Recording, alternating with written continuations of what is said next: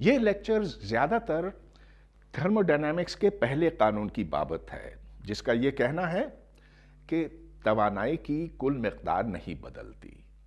اب توانائی ایک بڑی پر اسرار چیز ہے، وہ کبھی اس شکل میں ہوتی ہے، کبھی اس میں ہوتی ہے، کبھی اس میں ہوتی ہے، بھیس بدل بدل کر وہ یہاں سے وہاں جا سکتی ہے، لیکن اس کی کل مقدار نہیں بدلتی۔ اب تھرموڈائنامکس کا پہلا قانون یہ کہتا ہے کہ اصل میں توانائی اور گرمی دراصل ایک ہی چیز ہے، یعنی کہ ایک دوسرے میں تبدیل ہو سکتی ہے اور پھر واپس اسی میں آ سکتی ہے۔ اب اس کا جب آپ اطلاق کرتے ہیں اپنے روزمرہ کی زندگی پر تو پھر طرح طرح کی مختلف اقسام ہیں۔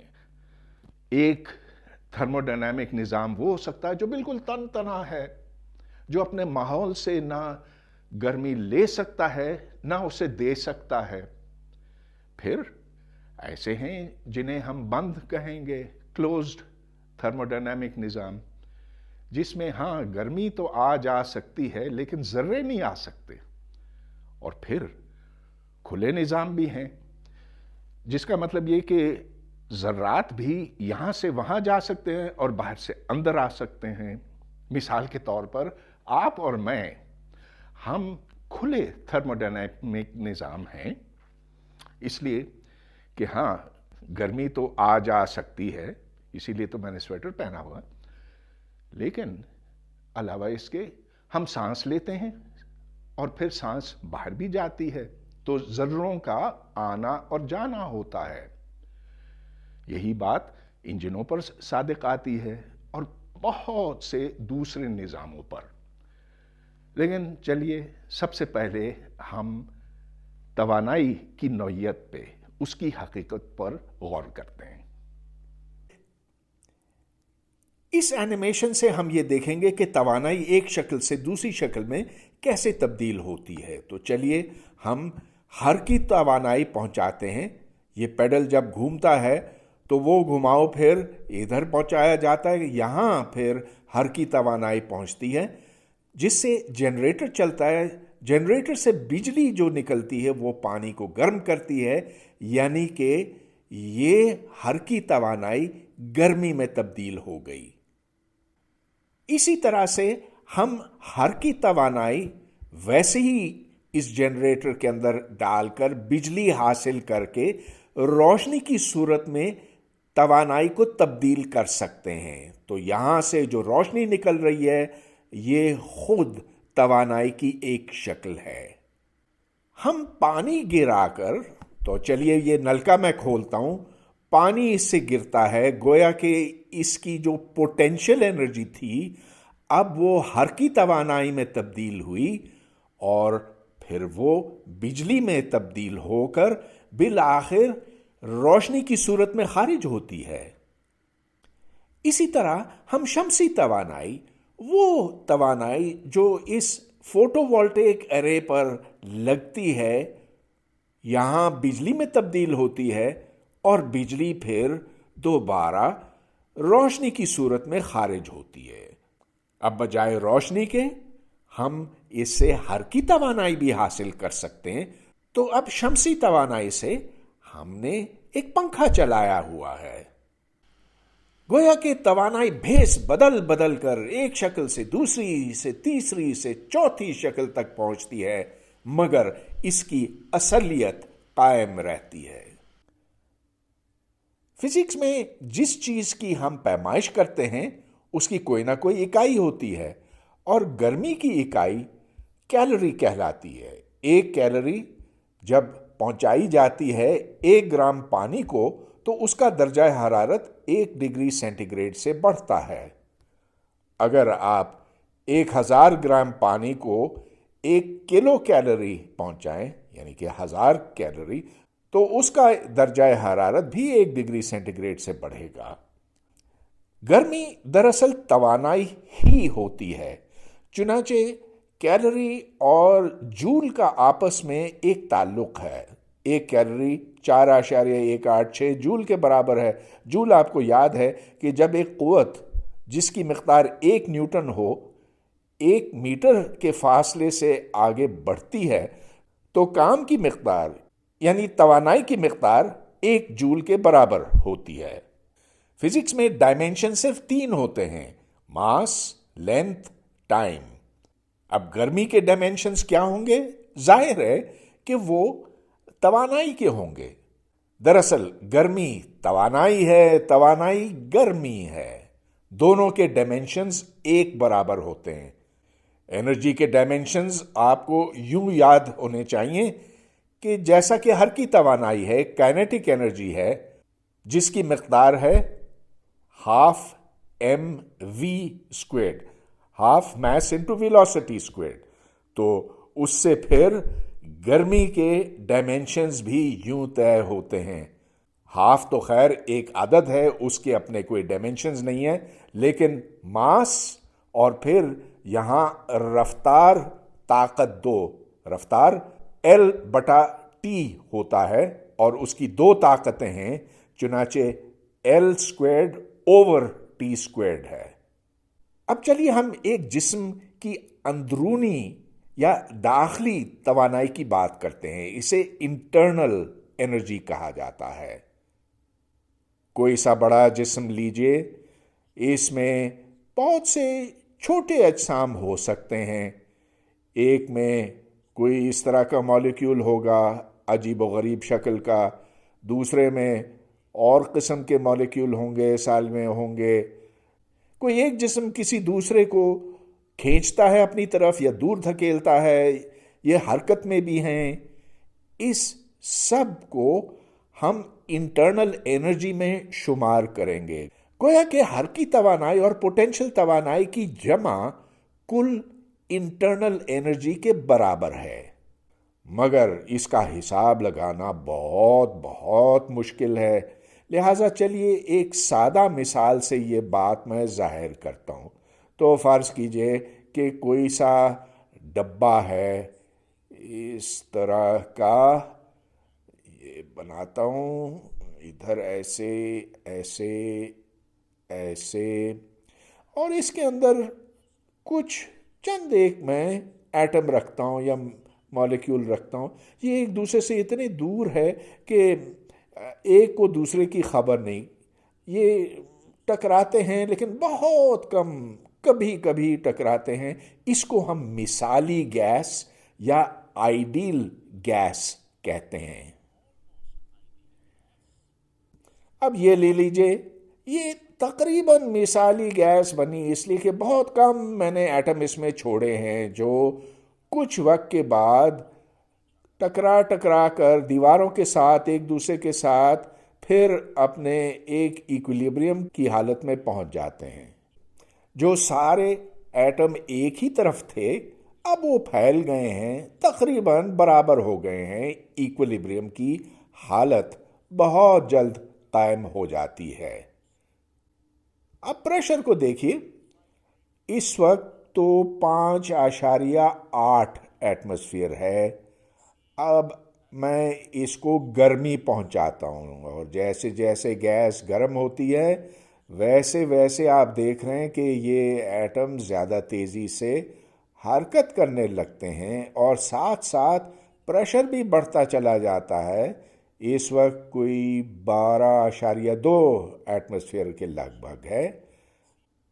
یہاں آپ نے دیکھا کہ جیسے جیسے گرمی پہنچائی گئی اس کا درجہ حرارت بڑھا، اب کوئی 625 ڈگری تک پہنچا ہے، ویسے ویسے پریشر بھی بڑھا۔ اس اینیمیشن کے ساتھ طرح طرح کے کھیل کھیلے جا سکتے ہیں۔ مثال کے طور پر میں اس کا حجم کم کر سکتا ہوں، اس ڈبے کو میں چھوٹا کر سکتا ہوں۔ تو فرض کیجئے کہ میں اس کو کچھ تقریباً آدھا کر لیتا ہوں۔ اب اس کا حجم آدھا ہو گیا، درجہ حرارت اتنا ہی ہے، لیکن اب آپ دیکھ لیجئے کہ جو دباؤ ہے، پریشر ہے، وہ بڑھ گیا ہے۔ دباؤ پہلے کوئی 12 کے لگ بھگ تھا، اب وہ کوئی 21-22 کے لگ بھگ پہنچا ہے۔ اب اگر اس میں ایک چھید کر دوں تو اس چھید سے یہ ایٹم مالیکیول سارے نکلتے چلے جائیں گے. یہ بالکل ویسے ہی ہے جیسا کہ اگر آپ کی گاڑی یا موٹر سائیکل کا ٹائر پنچر ہو جائے. یہ تو ایک اینیمیشن تھا سمجھانے کی خاطر، لیکن اگر ہم ایک اصل گیس پر تجربہ کر کے دیکھیں تو ہمیں یہ پتہ چلتا ہے کہ جوں جوں ہم ٹیمپریچر بڑھاتے ہیں اسی حساب سے دباؤ یعنی پریشر بھی بڑھتا ہے. تو P is proportional to T. یہ بھی ہم نے دیکھا کہ جب ہم حجم کم کرتے ہیں، V گھٹاتے ہیں، تو پریشر بڑھتا ہے، اور پریشر اور والیوم کا تعلق یوں بنتا ہے PV is a constant. ان دو مشاہدات کو جوڑ کر ہم یہ نتیجہ نکال سکتے ہیں کہ پی وی کی قیمت ایک مستقل قیمت ہے. مطلب یہ کہ اگر آپ ٹیمپریچر کو مستقل رکھیں، اس کو نہ بدلیں، تو پی وی خود ایک مستقل قیمت رکھتا ہے. اس کے آگے کانسٹنٹ آف پروپورشنلٹی ہے. یہاں n ایٹمز کی تعداد ہے. جتنے زیادہ ایٹم ہوں گے اسی حساب سے پریشر زیادہ ہوگا اگر V کو مستقل قیمت پہ رکھا گیا. یہاں ایک نیا سمبل استعمال ہوا ہے R گیس کانسٹنٹ کہلاتا ہے. اس کی قیمت تجرباتی طور پر معلوم کی جا سکتی ہے، لیکن فی الحال مجھے اس سے غرض نہیں. بس میں اس کو ایک اور شکل دینا چاہتا ہوں، PV مائنس nRT برابر 0. اس کو آئیڈیل گیس لا کہتے ہیں. تو یہ دیکھیں کہ یہ پریشر، والیوم اور ٹیمپریچر کے بیچ میں ایک رشتہ ہے. اب یہ رشتہ صرف اور صرف ایسی گیسوں کے لیے ہیں جو مثالی ہیں، جس میں کوئی ایٹم دوسرے ایٹم سے نہیں ٹکراتا. لیکن اگر یہ ایٹم آپس میں ٹکرائیں تو پھر کیا کریں؟ اس صورت میں یہ ایکویشن بدل جاتی ہے، مگر اس کی شکل و صورت ویسے ہی رہتی ہے. مطلب یہ کہ کوئی فنکشن یہاں پر ہے جسے چلیے ہم function of P, V and T کہیں گے. نام اس کو ہم نے F دیا ہوا ہے، اور یہ 0 کے برابر ہے. تو جو ایکویشن آف اسٹیٹ ہے اس کی جنرل شکل ایسی ہوگی.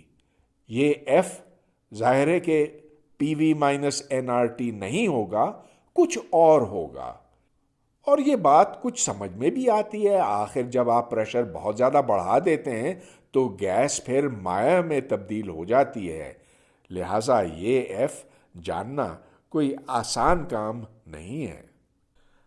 اب ہم تھرموڈائنامکس کے پہلے قانون کی طرف آتے ہیں، لیکن ایک ایسے نظام کے لیے جو باقی دنیا سے کٹا ہوا ہے. تو یہ کوئی ایسا نظام ہے جس کے اندر ایٹم، مالیکیول، طرح طرح کی چیزیں ہیں. اس کی جو کل داخلی توانائی ہے اس کو ہم نے U کہا ہے.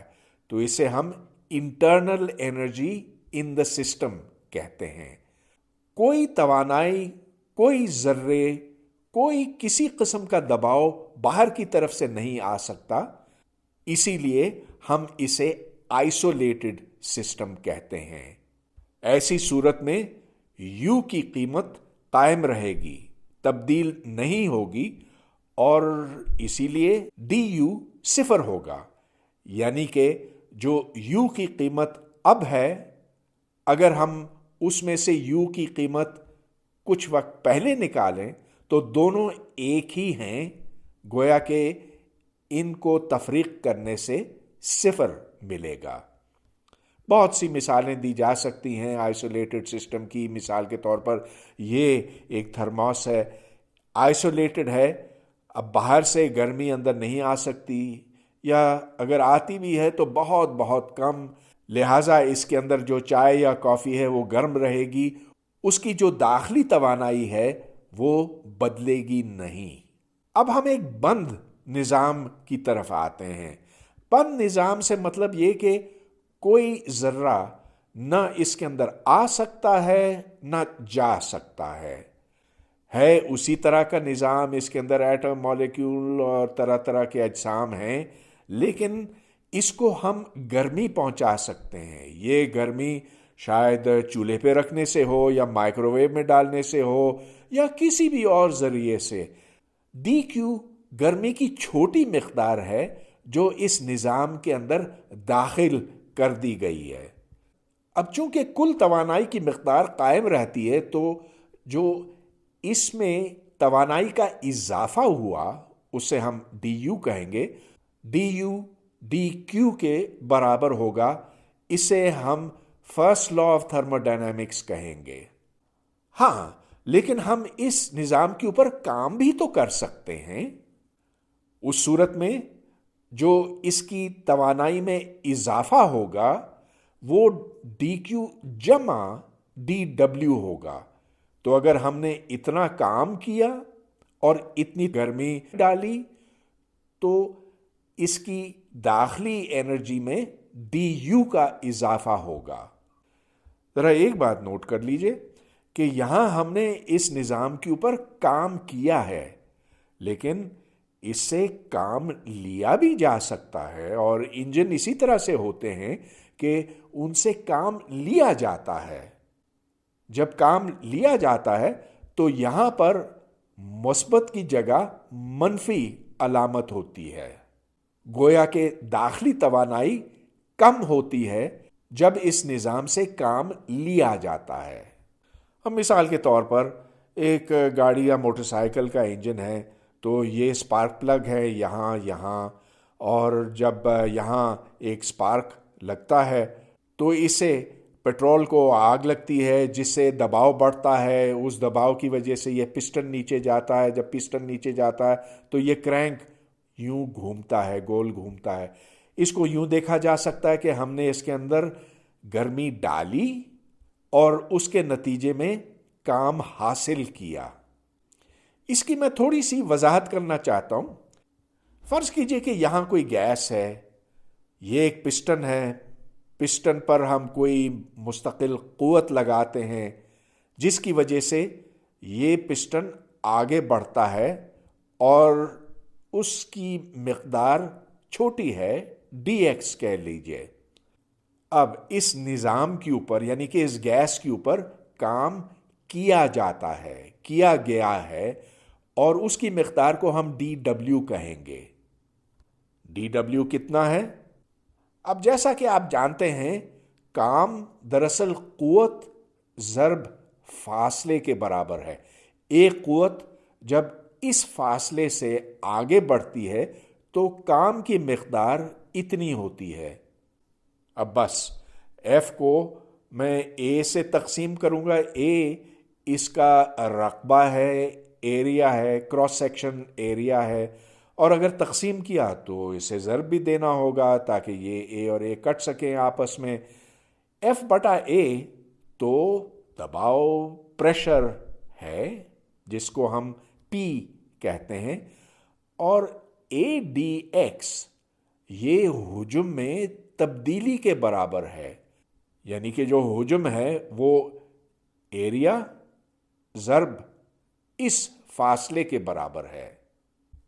اگر باہر سے کوئی گرمی نہ آ رہی ہو تو ظاہر ہے کہ اس میں جو داخلی توانائی میں اضافہ ہوتا ہے وہ صرف ڈی ڈبلیو کے برابر ہے۔ ڈی کیو یہاں پر صفر ہے، چنانچہ ڈی یو پی ڈی وی کے برابر نکلتا ہے، اور یہ ایک ایسا فارمولا ہے جو ہمیں جگہ جگہ دکھائی دے گا۔ اب ہم ایک مکمل کھلے نظام کی طرف آتے ہیں، اوپن سسٹم۔ ایک اوپن سسٹم میں ذرے آ بھی سکتے ہیں اور جا بھی سکتے ہیں۔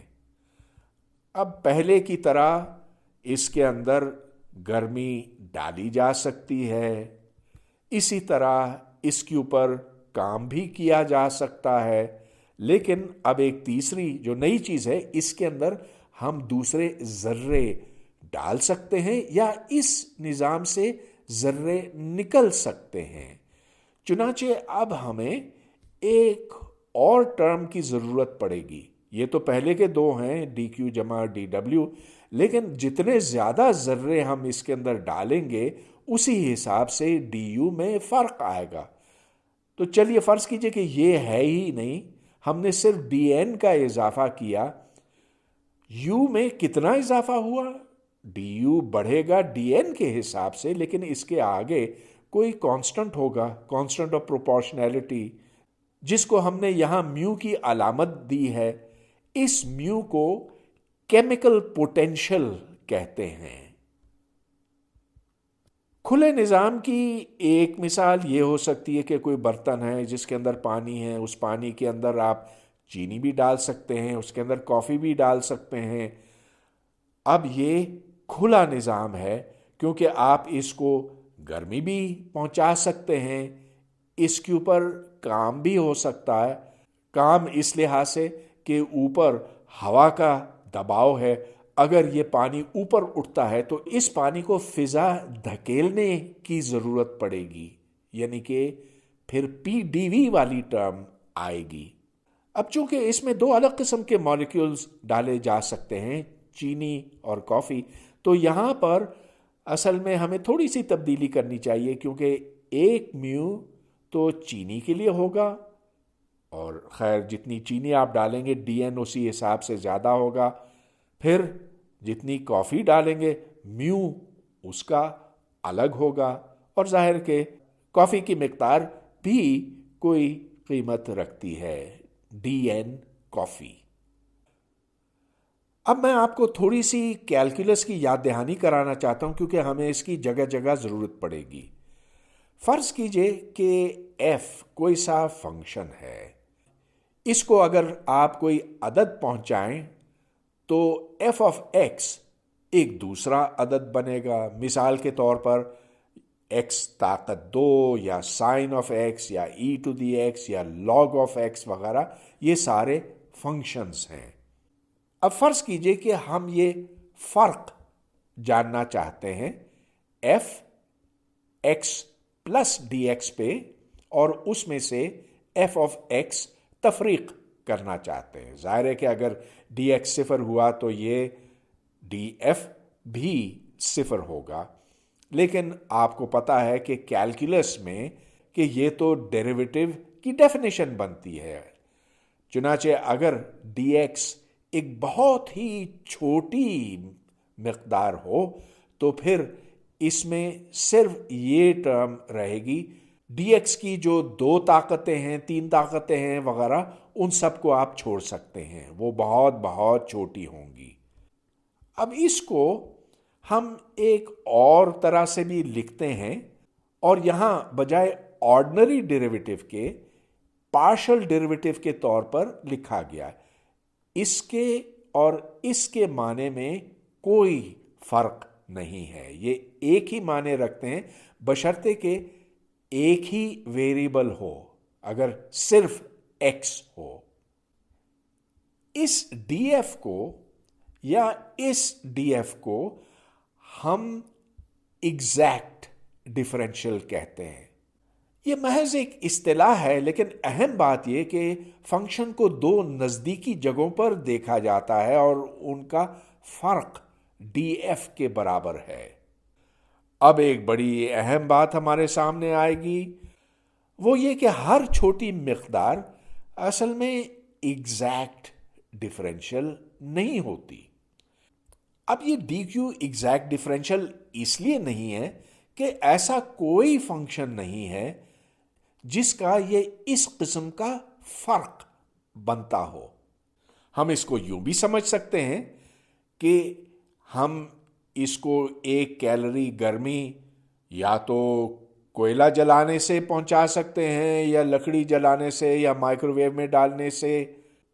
اور جب ہم گرمی اس کے اندر یوں پہنچائیں گے، فرض کیجئے کہ 1 کیلری ہے، تو اس کی جو داخلی توانائی ہے اس میں 1 کیلری کا اضافہ ہوگا، مگر ہم یہ نہیں کہہ سکتے کہ اس کے اندر گرمی 1 کیلری کے برابر ہے.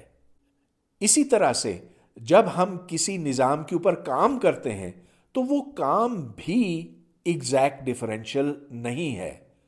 اور بات تو یوں بھی سمجھ میں آتی ہے کہ آخر کام اور گرمی دونوں میں کوئی فرق نہیں ہے.